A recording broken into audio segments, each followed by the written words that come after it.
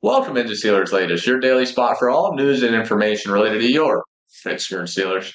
I'm your host, Cole Denis, and please like to subscribe to the channel if you enjoy the content to stay up to date with everything Steelers. But let's get rocking. It's week 6, and we enter this week 6-point favorites over Cleveland Browns. Now, do we think the Steelers can cover this spread? Of course they can. Do I think they will? Probably not. Hasn't been the Steelers' way for the past 5 years to beat teams by multiple possessions.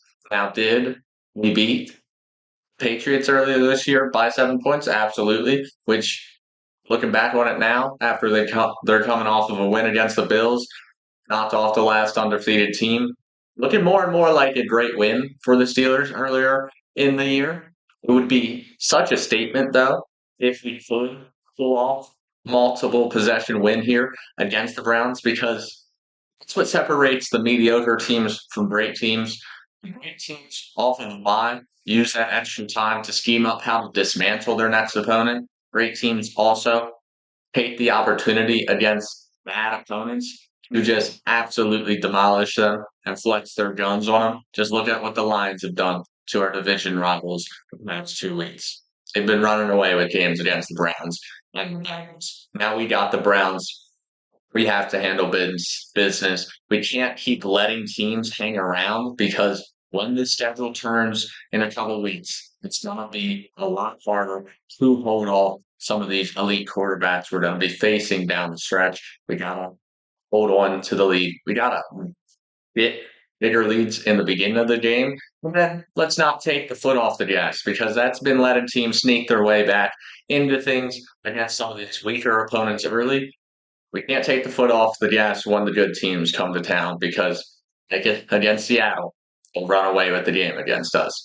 So we got to take this next step this week. This should be a gimme game, but it's a divisional opponent, divisional rival, and we know all our divisional opponents love nothing more than beating the Steelers. They always give us their A games, so we gotta secure a dub here against the Browns this week. Should be a season shifter depending on the outcome here. If we run away with it, I'm feeling really confident. If we somehow throw this game like the Packers did a couple weeks ago against the Browns, you're going to see me next Monday in just one of the worst moods I've ever been in. Let's move on, though. Talk about something that could help boost this offensive unit, the offensive line. I saw an article earlier today talking about 3 trade options for the Steelers to go after on offensive line. Now, pose the question, is it really time to give up on the O-line group we have right now? The unit we've been building for years now. They are coming off their 2 best games that they had together in years.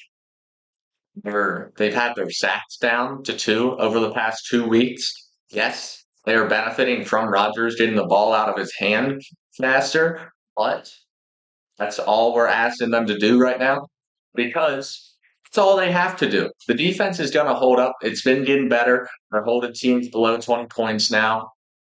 The defense is solid enough to where if the offense can think and dunk their way down the field, that's all we need out of this offensive line. Just give him a second. We get the ball out of his hand. But we would like to see a couple deep shots every now and again. So the 3 pitches they pitched were Trevor Penning from New Orleans Saints, someone who could challenge Robert Jones or Troy Fontanu for their tackle position. Hopefully would challenge Jones if we were bringing him. And could add depth to just the guard room if someone was to get injured there also. The next one they suggested, Evan Neal, someone they said is more of a developmental piece. It's already what we have in Broderick Jones, in my opinion. So definitely would say let's pass on that one. And lastly, Lana Morris, someone who has started 15 games since being drafted for the Chiefs in 2023. Not too many reps on the field, does have some time out there, so that is a benefit. Time and taking a shot with Morris. Would definitely, out of those 3 options, lean more to Penning. He is definitely the most enticing one. Let's be honest here. Let's avoid trading for the offensive line right now.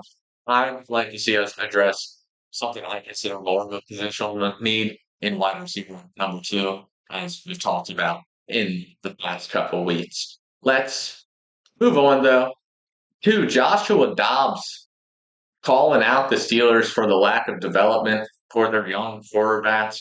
Oh, basically, I know on a podcast, they're saying the structure around the quarterback room in his time in Pittsburgh was not good for young talent. He said when he was backing up Ben, his career kind of felt left astray there. Oh, suggested that we had no clue that he had no clue what he was being asked to do in Pittsburgh. Well, honestly, I understand where you're coming from, Dobbs. You're backing up Ben. The goal was never for you to be on the field, and never for you to develop to take over Ben's role when you were in Pittsburgh. I'm sorry to tell you that. No, that's rough to hear. You probably know it by now.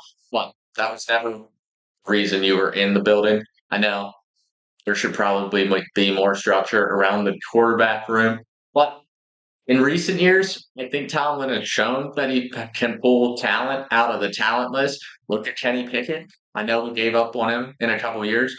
I would have been more understanding to him coming out and complaining about the Steelers' lack of development because we gave up on him so fast. But you look at what he's done elsewhere, he's been horrendous everywhere else he goes. So you can clearly say that Tomlin pulled every ounce of talent out of that guy.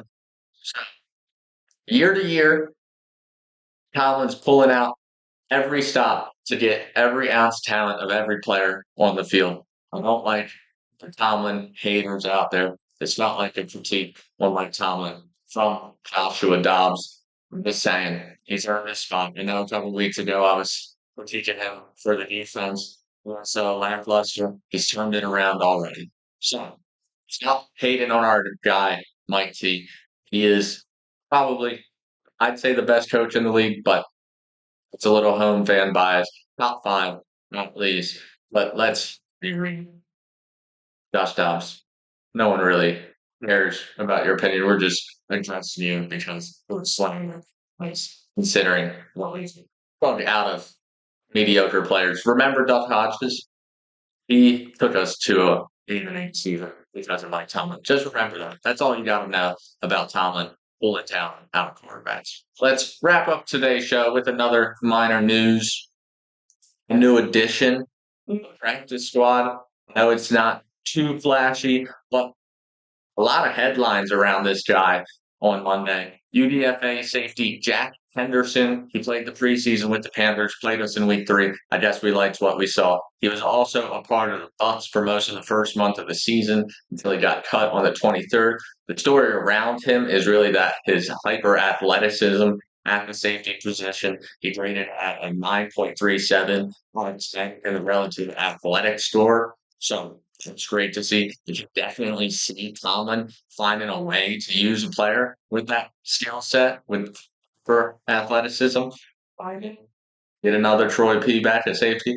I know. That's just me hoping to see him turn my best player. But this guy did have 6 sacks in his last year in college and also 9 tackles for a loss. So definitely someone, if he can work his way through that 53-man roster slot, he's to watch out for on heaters off the edge. But that has been it from Zero Vegas. I've been your host, Cole Dennis, and I will see you tomorrow.